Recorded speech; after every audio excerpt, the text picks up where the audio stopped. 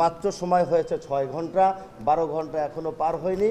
তারপরে সিটি কর্পোরেশনের পক্ষ থেকে আমরা যে 72 ঘন্টার অ্যাকশন প্ল্যান নিয়েছি সেটি কিন্তু এখনও দেরি আছে, আরও 3 দিন অপেক্ষা করতে হবে, আমাদের কাজ চলমান আছে। আমরা আশা করছি যে রাত্র অবধি পর্যন্ত আরও অনেক বর্জ্যগুলো আমরা বিভিন্ন এসটিএস থেকে আমরা ল্যান্ডফিলে নিয়ে যেতে পারবো। আমরা এটাও দেখেছি 5:30 6টার সময় বিভিন্ন জায়গায় আমি ঘুরেছি, আমার অফিসার কর্মকর্তারা বিভিন্ন জায়গায় যারা দায়িত্বপ্রাপ্ত ছিলেন তারা নিজেরাও ঘুরেছে, 5:30 6টা বেজে গেছে, তারপরও কোরবানি অব্যাহতভাবে বিভিন্ন অঞ্চলে চলমান আছে। এই কারণে আগামীকালকেও আমরা আমাদের সেই বর্জ্য অপসারণের কাজ চলমান থাকবে এবং আমরা সরকার ঘোষিত 12 ঘন্টার আগে যেই টার্গেট দেওয়া হয়েছে আমরা আশা করছি সেই টার্গেট অলরেডি আমাদের কাছে ফুলফিল হয়ে গেছে। কিন্তু আমরা আপনাদের মাধ্যমে বলতে চাই, ঈদুল আজহার ঈদ 3 দিন পালিত হয়, 3 দিন কোরবানি হয়। প্রথম দিন সবচেয়ে একটু বেশি থাকে, দ্বিতীয় দিন হয়তো বা তার শতাংশটা কিছুটা কমে, তৃতীয় দিন সেই শতাংশটা আরেকটু কমে যায়।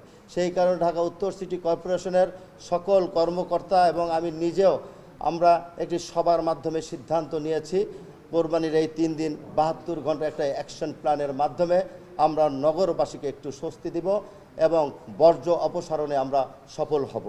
আপনাদের মাধ্যমে আমার প্রিয় নগরবাসীর কাছে আমি একটি আহ্বান অনুরোধ জানাতে চাই, এই 3 দিন কোরবানির বর্জ্য সহ গৃহস্থলীর বর্জ্য আপনারা আমাদের দেওয়া উত্তর সিটি কর্পোরেশনের পক্ষ থেকে যেই হলুদ পলিথিন দেওয়া ছিল সেখানে আপনারা সংরক্ষণ করে নির্দিষ্ট জায়গায় রাখবেন।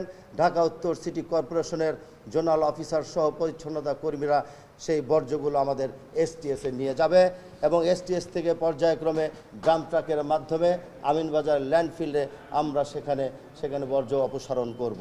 প্রিয় সাংবাদিক বন্ধুরা, আপনারা দেখেছেন ইতিমধ্যেই আপনারা যেভাবে বিভিন্ন জায়গায় আপনারা ছড়িয়ে ছিটে সংবাদ সংগ্রহ করছেন, তেমনিভাবে 10টি জোনে আমরা এই বর্জ্য অপসারণের জন্য 10টি জোনাল টিম এবং মনিটরিং টিম গঠন করেছি।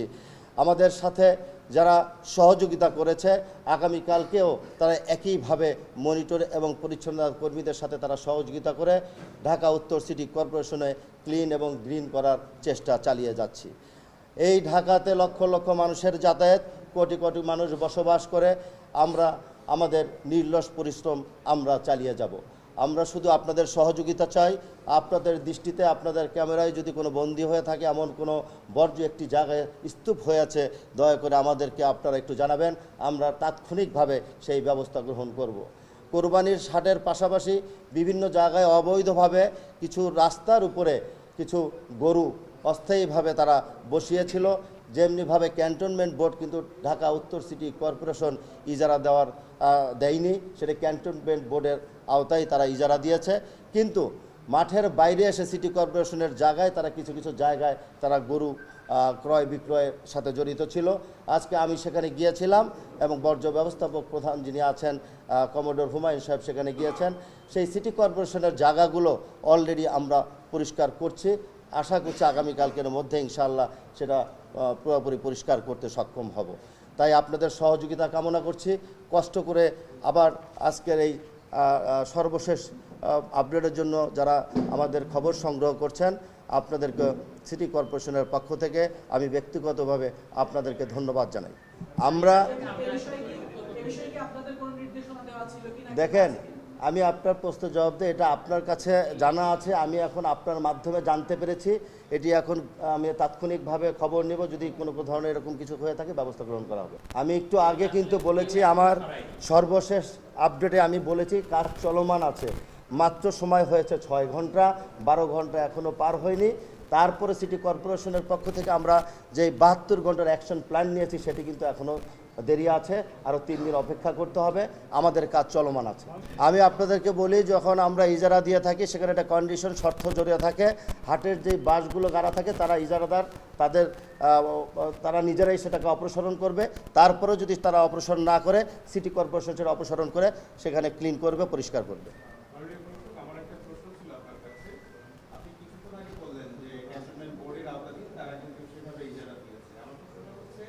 তারপরেও কিন্তু তারা সিটি কর্পোরেশনের যে নির্ধারিত 23 হাট ছিল এর বাইরে অনেকাংশ চলে এসেছে। ফলে আমরা বেশ কয়েক জায়গায় আজকে গিয়েছি, ওইখানে কিন্তু দেখেছি রাস্তার যে ব্যারিকেডগুলো ছিল সেগুলো কিন্তু অনেক জায়গায় ভেঙে পড়েছে। সেটা সিটি কর্পোরেশন কি এর মেরামত কাজ করবে নাকি হাট করবে? দেখেন, আমি বলি, আমি একটু আগে নিজে গিয়েছি, রাস্তার মাঝখানে মিডিয়ান আছে, সেই ব্যারিকেড দুই একটা জায়গায় ভেঙে গেছে কিংবা সরে গেছে, পড়ে গেছে, আমি নিজে চোখে দেখে এসেছি এবং আমাদের কর্মীরা সেখানে কাজ করছে। আমি একটু আগে আমার ব্রিফিংয়ে সেটা উল্লেখ করেছি। যদি সিটি কর্পোরেশনের জায়গা আমাদের যেই ব্যারিকেডগুলো আছে সেগুলো আমরা দেখব, যদি মেরামত করার প্রয়োজন হয় সেটা আমরাই মেরামত করব। আমরা দেখেছি গুলশান লেকেও কিন্তু বর্জ্য পড়ে আছে এবং আমরা দেখেছি 38 নং ওয়ার্ডের একটি ক্যানেল আছে, সেই ক্যানেলটাতে ময়লা ফেলে কিন্তু মানে অপরিচ্ছন্ন অবস্থায় কিন্তু এখনো রয়েছে।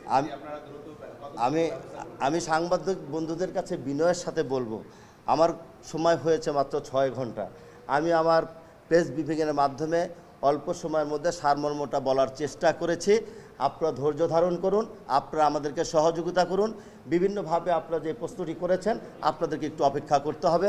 সাংবাদিক বন্ধুরা, আপনাদের অসংখ্য ধন্যবাদ।